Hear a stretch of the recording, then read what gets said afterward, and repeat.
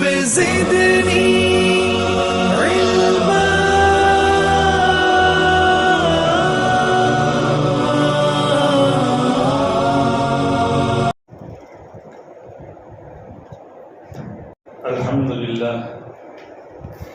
الحمد لله وحده والصلاة والسلام على من لا نبي بعده وعلى آله وأصحابه الذين أوفوا عهده أما بعد فأعوذ بالله من الشيطان الرجيم بسم الله الرحمن الرحيم سنريهم آياتنا في الآفاق وفي أنفسهم حتى يتبين لهم أنه الحق وقال تعالى وفي أنفسكم أفلا تبصرون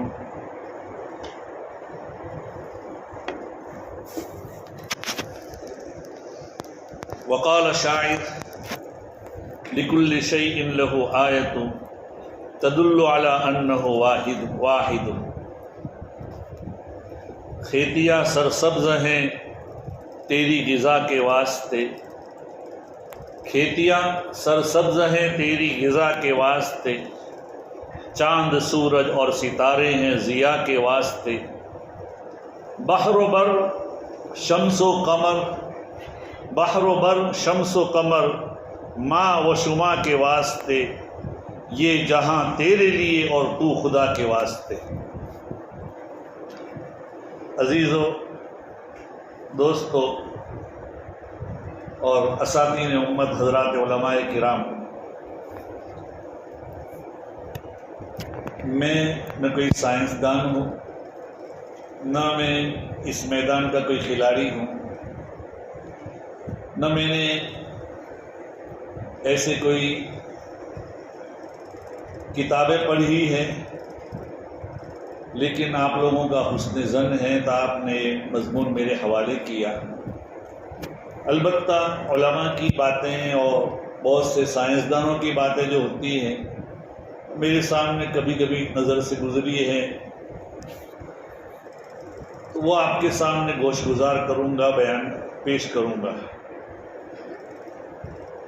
اتنی بات یاد رکھیں کہ قرآن کریم میں بہت سی آیات ایسی ہے جس میں سائنسی اشارات ملتے ہیں۔ قرآن کریم تو پہلے سے ہیں، 1400 سال پہلے نازل ہو چکی کتاب ہے۔ سائنس نے، آج کی جدید سائنس نے بعد میں ترقی کی، اور اب تک بھی جو سائنس کی بہت سی باتیں ایسی ہیں جو بظاہر اسلام سے متصادم ہے، ٹکراتی ہے، ایسا لگتا ہے، لیکن اس ٹکرانے کی وجہ یہی ہے کہ ابھی تک ان کی تحقیق پوری نہیں ہوئی۔ بعض مرتبہ ان کی تحقیق ناقص بھی ہوئی ہے، بعض مرتبہ ان کے خیالات بدل بھی گئے ہیں کہ بعض پہلے کچھ خیال تھے، بعد میں کچھ خیال تھے۔ ایک خیال ان کا یہ تھا پہلے کہ زمین گھومتی ہے، بعد میں یہ ہوا کہ یہ چرخ و آسمان وغیرہ، یہ چاند ستارے وغیرہ گھومتے ہیں۔ تو ان کی تحقیق بدلتی رہتی ہے، لیکن اس کے باوجود بھی سائنسی بہت سی باتیں ایسی ہیں جو اسلام سے ٹکراتی نہیں بلکہ اسلام سے موافق ہے۔ میں نے آپ کے سامنے جو آیت کریمہ تلاوت کی جس میں حق تعالیٰ شان یہ فرماتے ہیں، ہم آپ کو بتائیں گے سنوریہم آیاتنا فی الآفاق۔ آفاق کہتے ہیں دنیا، انسان کے اپنے علاوہ کی دنیا، یہ دنیا میں چیزیں ہم بتائیں گے، آفاق میں ہماری بڑی بڑی نشانیاں، وفی انفسہم اور تمہاری ذاتوں میں بھی، گویا کہ انسان کی ذات میں بھی حق تعالیٰ شانہ نے اپنی نشانی بتائی، اور قرآن کریم نے جگہ جگہ ہمیں متنبع کیا ہے، بعض مرتبہ عمومی طور پر الم ترو، اور بعض جگہ پر الم تر، ارے تو دیکھتا نہیں، ہمیں غور کرنے اور تدبر کرنے کے اوپر آمادہ کیا گیا ہے کہ آپ دیکھیے، آپ غور کیجیے۔ میں آپ کو ایک مثال دے دوں کہ قرآن اور سائنس کی بھی دوں گا اور انسان کی اور سنت نبوی کی بھی مثال دوں گا آپ کو۔ دیکھیے قرآن پاک، حدیث پاک میں آتا ہے انسان جب سوئے تو کس طرح سوئے، داہنے پہلو پل سوئے، داہنے پہلو پر سونے کی ہمیں ترغیب دی گئی ہے. ہم جس کو کہیں گے داہنی طرف یعنی جمنی طرف، اس طرف اس کے پہلو پر سوئے. کیوں؟ اس لیے بتایا گیا ہے، آج کی سائنس نے بتایا کہ جب انسان بائیں پہلو پر جب سوتا ہے تو اس کا بائیں پہلو پر اس کا قلب ہوتا ہے، بائیں پہلو پر اس کا قلب ہوتا ہے، اور جب اس پہلو پر سوتا ہے تو اس کی آنکھیں قلب پر گرتی ہیں، جس کی وجہ سے نیند بھی بہت گہری آتی ہے، جس کی وجہ سے اس کے قلب پر اثر ہوتا ہے، اور ڈراؤنے اس کو خوابات آتے ہیں. خواب بھی برے آتے، گہری نیند آ جاتی ہے، خواب بھی اس کو برے آتے، اس لیے کہ قلب پر ایک اثر ہوتا ہے. آج کی سائنس نے بتلایا کہ داہنے پہلو پر سونا یہ اس کے لیے مفید ہے. اسی طریقے سے کھانا مثلا چبانا ہے، حدیث میں آتا ہے بھی کھانا چبانے کی فضیلت بھی آئی ہے، کھانا چبا کر کھاؤ. آج کی سائنس بھی کہتی ہے کہ بھئی کھانا چباؤ، اور جتنا زیادہ ہو چاہے اتنا زیادہ مقدار میں چباؤ. اس کی وجہ اسی لیے جو لوگ دانتوں میں بھی اگر کھانا جلدی چباتا نہیں ہے تو ہمیں غذا کی اتنی ضرورت نہیں. اتنی بات یاد رکھیں، آج کی سائنس یہ کہتی ہے کہ ایک اگر کھجور آدمی کھا لے تو اس کے اندر اتنی کیلری رکھی ہوئی ہے کہ 3 دن تک آدمی کے لیے کافی ہو جائے. 3 دن تک اگر نہ کھائے تب بھی اس کو چل جائے گا. یہ آج کی سائنس یہ کہتی ہے. تو کھانا چبا کر کھاؤ. اگر چبا کر نہیں کھاتا تو معدے پر جوڑ پڑتا ہے، معدے پر زور پڑتا ہے، معدے پر کیا ہے ثقل ہوتا ہے، معدے کا کام بڑھ جاتا ہے. حالانکہ انسان کی خوراک کا کتنا حصہ، زیادہ سے زیادہ 10 حصہ اس کے بدن کا جز بنتا ہے. 90% حصہ تو اس کا باہر نکل جاتا ہے، کرش ہو جاتا ہے، باہر نکل جاتا ہے اس کا. تو کھانے کے اندر بھی یہ کہ کھانا چبا کر کھاؤ. مسواک کی ایک سنت ہے، یہ اپنے آپ میں بتا رہا ہوں. وفی انفسکم افلا تبصرون. مسواک میرے نبی نے بتلایا کہ مسواک کے فائدے. مسواک کا احادیث علماء نے لکھا ہے کہ سب سے بڑا فائدہ کیا ہے. ایک تو یہ کہ اللہ کی رضامندی کا ذریعہ ہے. السواک مطہرۃ للفم ومرضاۃ للرب، کہ مسواک یہ منہ کو صاف کرنے والا ہے، اللہ تعالیٰ کی خوشنودی کا ذریعہ ہے. یہ تو اخروی فائدہ دنیاوی فائدہ دونوں بتایا. لیکن آج کی سائنس بھی کیا کہتی ہے، مسواک اگر آدمی نہیں کرتا، دن بھر چباتا رہتا ہے، کھانا کھاتا رہتا ہے، تو منہ میں بہت سارے جراثیم پیدا ہوتے ہیں. وہ جراثیم جس کو گجراتی میں کیا کہتے ہیں مجھے معلوم نہیں، لیکن منہ میں جراثیم پیدا ہوتے ہیں. وہ جراثیم انسان کے دانتوں کو نقصان کرتا ہے. اب دن میں تو اتنا نقصان نہیں ہوتا. ایک رشین سائنسدان نے لکھا ہے، ہمارے ایک دوست نے جو ڈاکٹر ہیں وہاں برطانیہ میں، اس نے بتایا کہ ایک رشین سائنسدان نے لکھا ہے کہ تمہارے نبی نے 47 جگہوں پر مسواک کو لکھا ہے، مسواک کرنے کو لکھا ہے. آپ نے 47 جگہوں پر 47 جگہوں پر آپ صلی اللہ علیہ وسلم نے مسواک کیا. جیسے موٹی موٹی باتیں ہیں کہ آپ کسی سے بات کرتے تو آپ اس کے بعد کیا ہے مسواک کر کے جاتے، آپ کسی مجلس میں جاتے مسواک کرتے آتے. حضرت عائشہ صدیقہ کو غالباً پوچھا گیا کہ نبی اکرم صلی اللہ علیہ وسلم گھر میں آتے پہلے کیا کرتے، مسواک کرتے تھے. بتلایا آپ نمازوں کے وقت میں مسواک کرتے تھے، آپ وضو کے وقت میں مسواک کرتے تھے، غسل کے وقت میں مسواک کرتے تھے، مجلس اگر لمبی ہو جائے اس میں مسواک کرتے. یہ نبی اکرم صلی اللہ علیہ وسلم اور بہت سی جگہوں پر ہے. تو مسواک کا فائدہ کیا ہے، منہ کے جراثیم مر جائیں گے. اور دیکھو سوتے وقت بھی مسواک کرنا چاہیے. دن میں جو مسواک منہ میں جو مسواک کرتے ہیں، جو جراثیم ہوتے ہیں دن میں اتنے نقصان دہ نہیں ہوتے. رات میں آدمی جب سو جاتا ہے تو رات میں وہ جراثیم ایکٹیو ہو جاتے ہیں، وہ فوراً اپنا کام شروع کر دیتے ہیں. اس لیے اب منہ بند ہے تو وہ اپنے دانت کو بگاڑنے کا کام شروع کر دیتے ہیں. تو آج کی سائنس یہ کہتی ہے کہ اگر آدمی رات کو مسواک کر کے اگر سوتا ہے تو وہ جراثیم بند ہو جاتے ہیں. حدیث میں آتا ہے کہ آدمی جب پانی پیے تو 3 مرتبہ 3 گھونٹ سے پیے. اور حدیث میں آتا ہے ابین القدح، کہ پیالے کو دور رکھو، اپنے برتن کو دور رکھو. وجہ کیا ہے، جب آدمی پانی پیتا ہے تو پانی پینے کے بعد جیسے وہ منہ سے برتن ہٹاتا ہے سانس لینے کے وقت، تو جیسے برتن ہٹاتا ہے تو پانی کے اندر جانے کی بجائے پر جیسے اندر کیا ہے اندر انکمنگ ہوا، ایسے ہی آؤٹ گوئنگ ہوتا ہے، اندر سے جراثیم فوراً نکلتے. وہ جراثیم نکلتے، وہ اگر برتن میں گر گئے تو وہ فوراً مر تو جاتے ہیں، لیکن پھر وہ ہمارے بدن میں چلے جائیں گے اور بدن کا جز بن جائے گا. یہ فائدہ آج کی سائنس آپ کو کہتی ہے. یہ تو کیا ہے، میں نے آپ کو موٹی موٹی مثالیں دی کس کی، انسان کے بدن کے، انسان کے اجزاء کی، کہ چبانے کی، انسان کا یہ ہے. حدیث میں آتا ہے کہ آدمی جب سوئے تو جب سونے کے بعد نبی اکرم صلی اللہ علیہ وسلم کیا کرتے تھے، پہلے اپنے آنکھوں کو اس طرح ملتے تھے اور اس کے بعد آنکھوں میں تھوڑا پانی بھی ڈالتے تھے. آج کا جو موتیا بند ہوتا ہے، جس کو موتیا کہتے ہیں، آج کی سائنس کہتی ہے کہ جو لوگ صبح میں پانی اس طرح دھوتے ہیں پابندی کے ساتھ، ان کو موتیا کی کیا ہے، امکان بہت کم ہوتا ہے.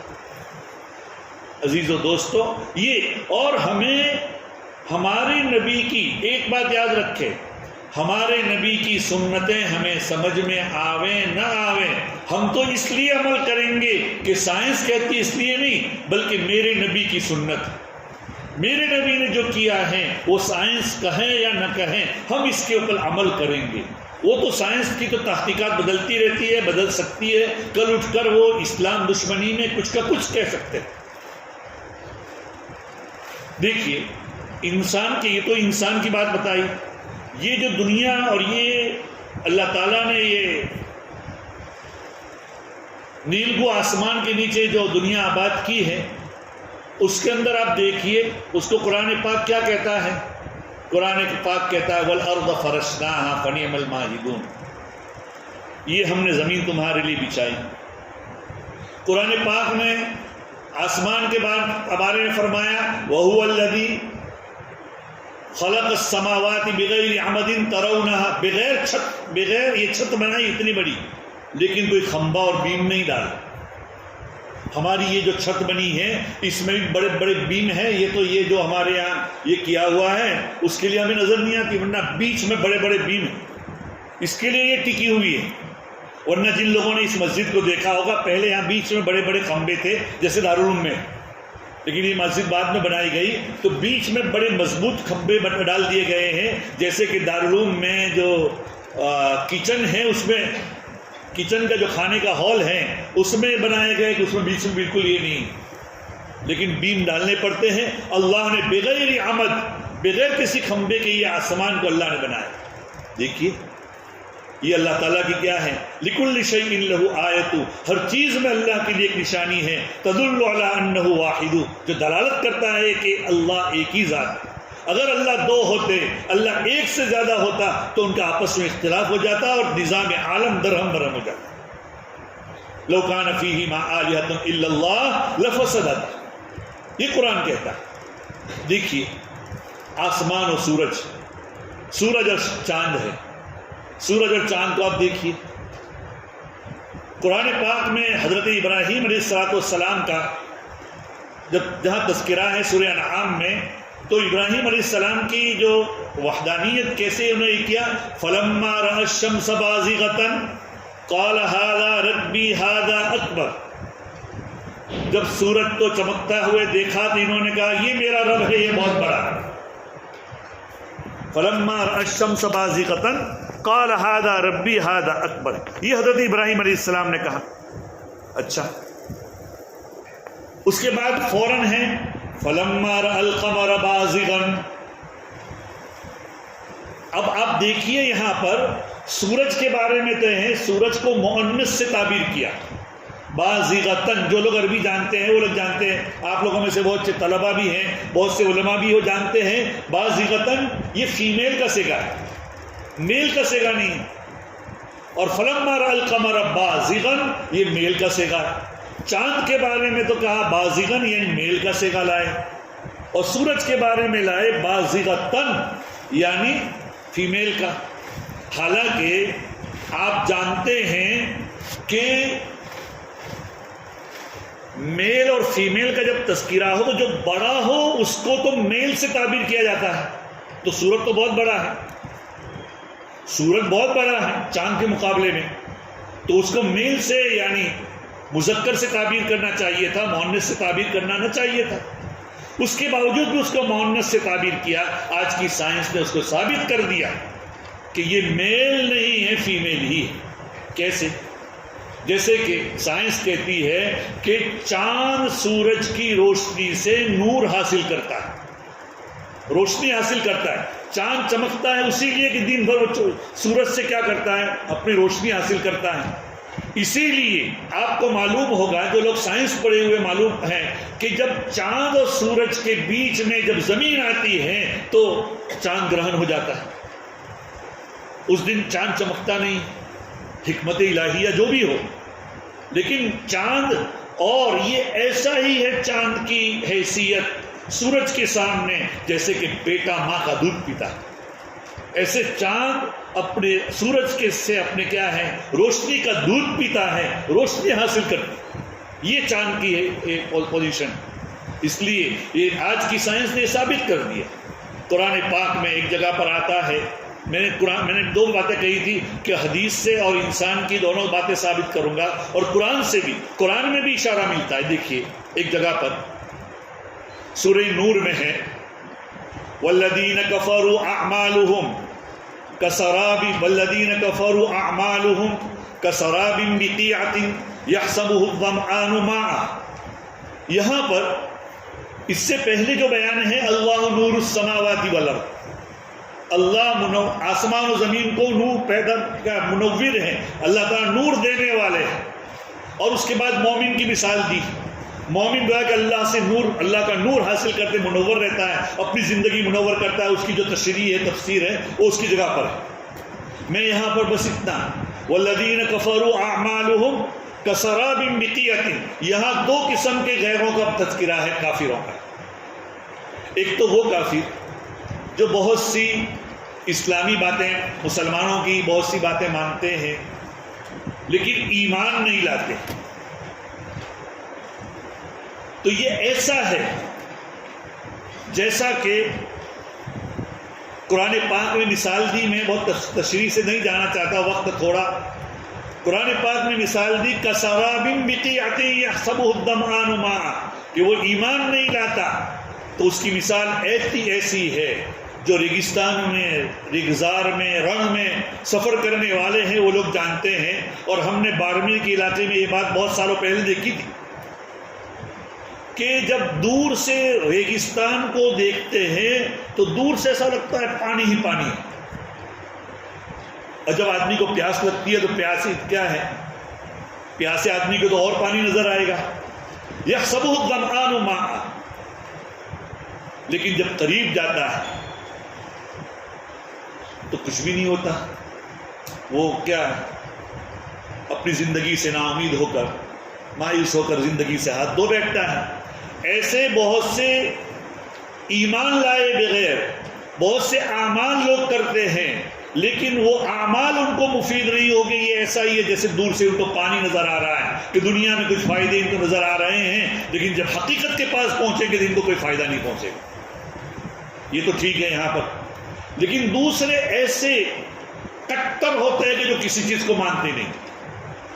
بلکہ بعض ایسے کٹر ہوتے ہیں، جیسے کہ ہمارے ایک عزیز بتلاتے تھے کہ یہاں ایک جگہ پر ایک صاحب تھے جو دوسرے عقیدے کے تھے. تو وہ یہ کہتے تھے کہ تم اگر تم ہمارے جیسے بن جاؤ گے تو ہم تب سب تبلیغی بن جائیں گے، تمہارے جیسے نہیں بنیں گے. بعض ایسے کٹر بھی ہوتے ہیں. تو بہرحال کہنے کا مقصد یہ ہے کہ بعض ایسے کٹر ہوتے ہیں جو کسی چیز کو اسلامی فائدہ دیکھتے ہیں اس کے باوجود بھی نہیں مانتے. ان کی مثال قرآن پاک میں آگے دی ہے.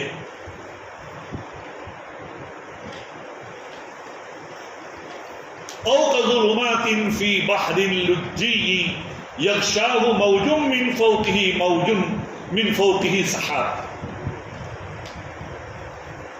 ایک واقعہ لکھا ہوا ہے ایک جگہ پر. ایک بڑے انجینئر صاحب تھے، ہمارے بزرگوں میں سے ہے بلکہ. تو انہوں نے یہ واقعہ لکھا ہے کہ ایک سمندری سفر کرنے والے ایک کپتان تھا. جو سمندری جہاز رانی کا کام کرتا تھا، سمندروں میں جہاز چلاتا تھا. جب وہ ریٹائر ہو گیا تو ایک مسلمان نے اس کو ایک کتاب دی کہ اب ریٹائر ہو تو اس کو پڑھنا. اس کتاب میں یہ آیت کریمہ لکھی ہوئی تھی، او کظلمات فی، سمندر کے بارے میں، او کظلمات فی بحر اللجی یغشاہ من موج من فوقہ موج من فوقہ سحاب. وہ تو غیر مسلم تھا، انگریز تھا، اس لیے وہ تو یہی سمجھتا تھا کہ قرآن کی بات ہے، وہ نبی کی بات ہے. اس نے وہ ایمان لے آیا تو اس کو پوچھا کہ تم ایمان کیسے لائے؟ کہا کہ تمہارے نبی نے جب یہ بات بتائی تو میں سمجھا کہ نبی کی بات ہے، کہ بھئی سمندر میں جو لوگ سفر کرتے ہیں تو سمندر میں جو سفر کرنے والے لوگ ہوتے ہیں تو وہاں جب بادل ہوتا ہے تو بادل جب ہوتا ہے تو سمندر میں مد و زجر بہت زیادہ ہوتا ہے. مد و زجر کا مطلب کیا ہے؟ سمندر کی موجیں بہت تھپیڑے مارتی ہے، بہت کودتی ہے زور زور سے.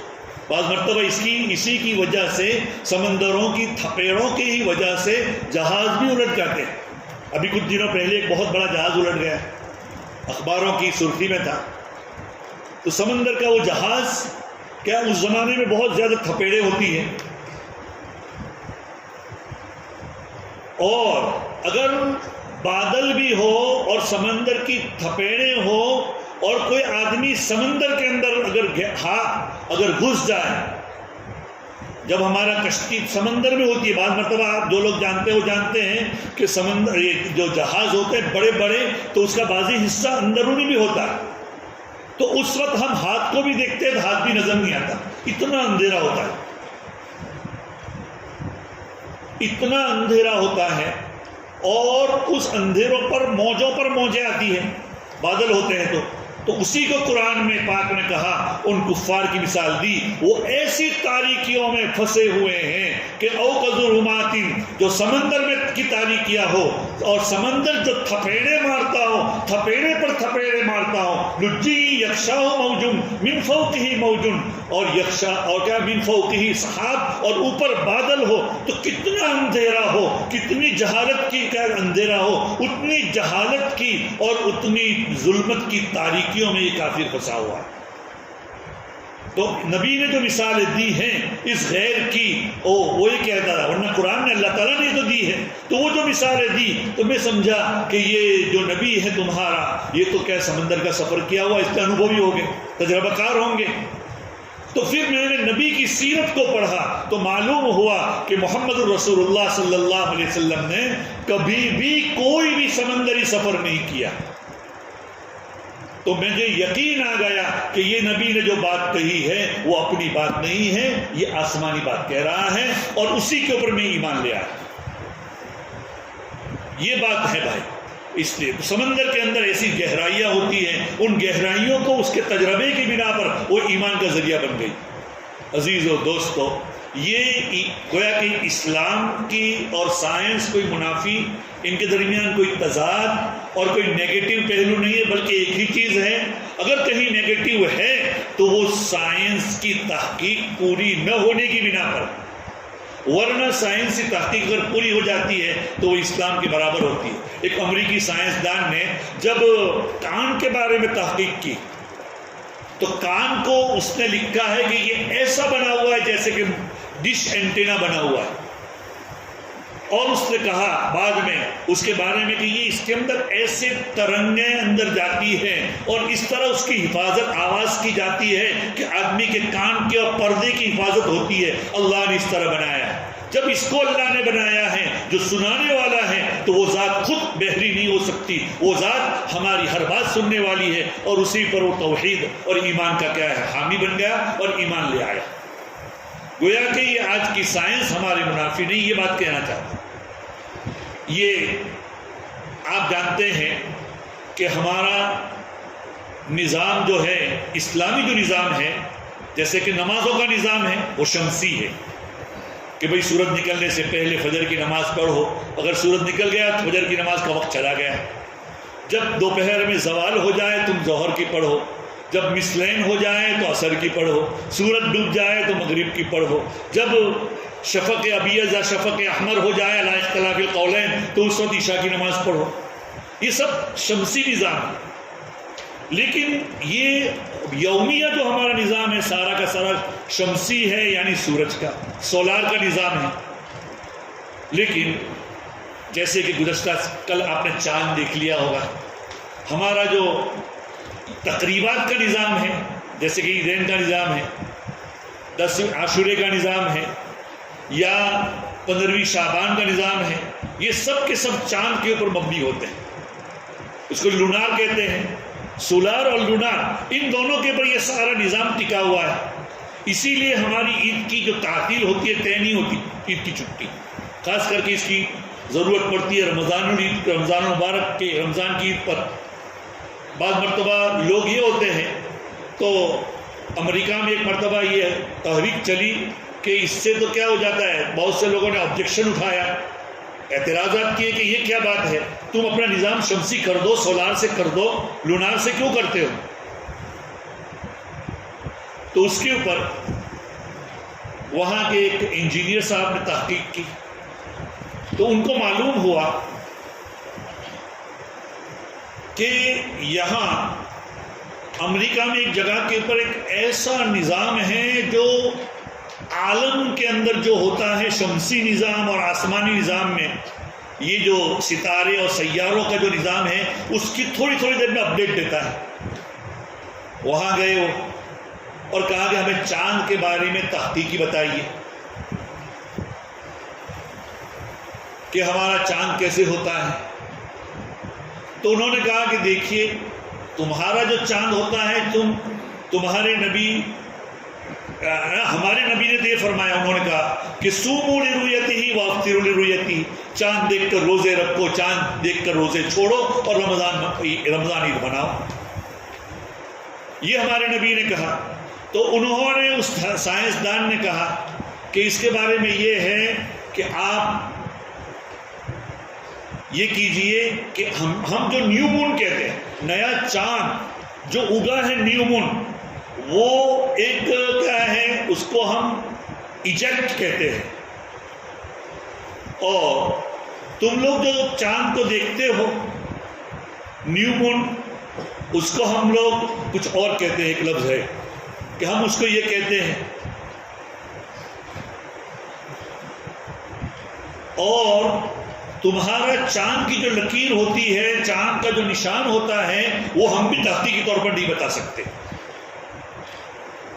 تو انہوں نے کہا کہ بھئی دنیا آج چاند پر پہنچ چکی ہے اور تم لوگ چاند کے بارے میں نہیں بتا سکتے، تو کہ اس کو ہم نہیں بتا سکتے، لیکن ہو سکتا ہے کہ اس کے بارے میں فلانے سمندر میں سفر کرنے والے جو جہاز ران ہوتے ہیں، وہاں سائنسدان بھی ہوتے ہیں، اور ان کے پاس ایک سپر کمپیوٹر ہوتا ہے، تو وہ تم کو تحقیقی طور پر بتا دیں۔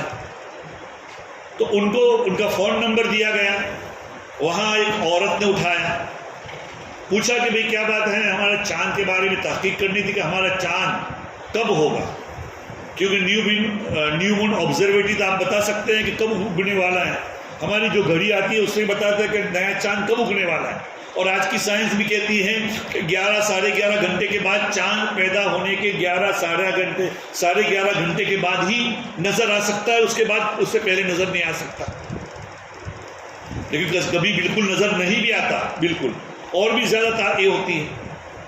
تو انہوں نے فون کیا، ایک خاتون نے اٹھایا، ان کو کہا، وہ سائنسدان تھی سمندری، انہوں نے کہا کہ ہاں ہمارے پاس ایسا کمپیوٹر ہے، لیکن ہم یہ تو بتا سکتے ہیں کہ نیو مون کب ہے، اور چونکہ ہمارا سارا دریا کا جو سفر ہوتا ہے اس کے اندر دریا کی موجوں اور دریا کے تلاطم کے اوپر ہوتا ہے، دریا کی موجیں کی، تو جب تمہاری 13، 14 اور 15 تاریخ ہوتی ہے، اس دنوں میں بہت زیادہ سمندر میں تلاطم اور موجیں اچھلتی ہیں، تو ان دنوں کے ہم سفر کو ٹالتے ہیں، اس وجہ سے ہم کمپیوٹر کو دیکھتے ہیں، لیکن اس میں بھی ہماری کبھی کبھی غلطی ہوتی ہے۔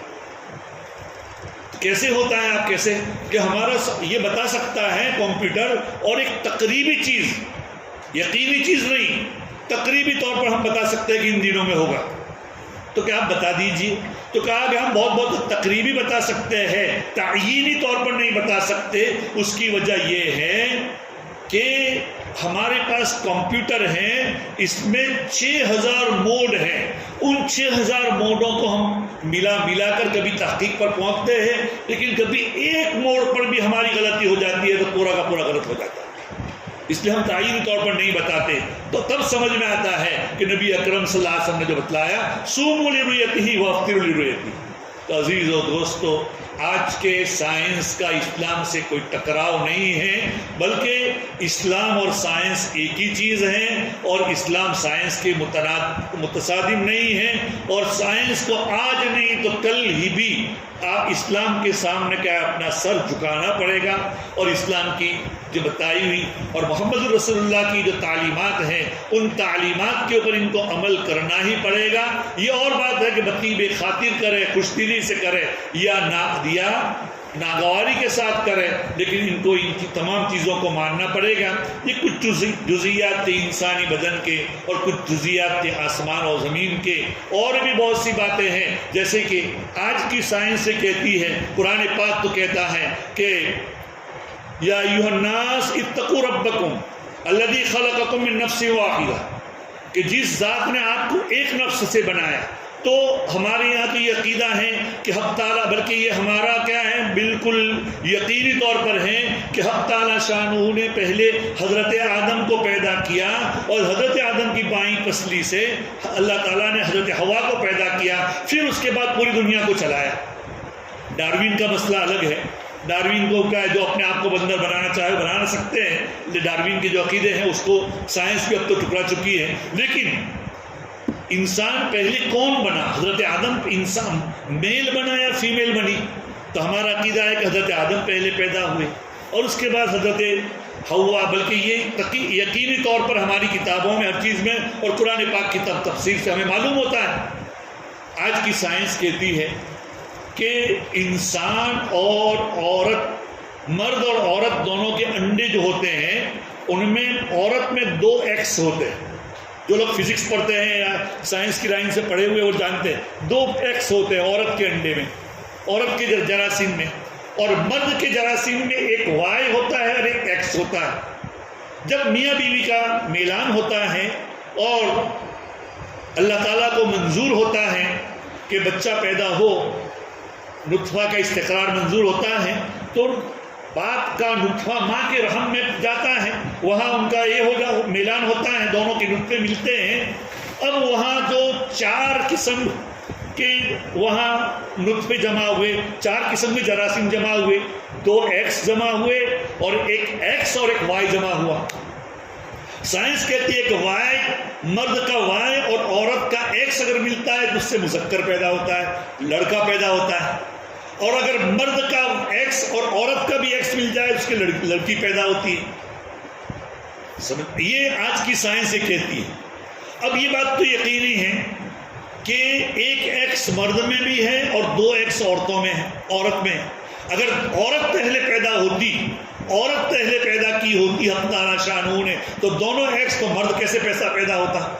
اس لیے حق تعالیٰ یہ بات یقینی آج کی سائنس کہتی ہے کہ پہلے حضرت آدم کو پیدا کیا اور ان کے وائی سے اور حضرت حوا کے ایکس سے نرینہ اولاد پیدا ہوئی ہوگی.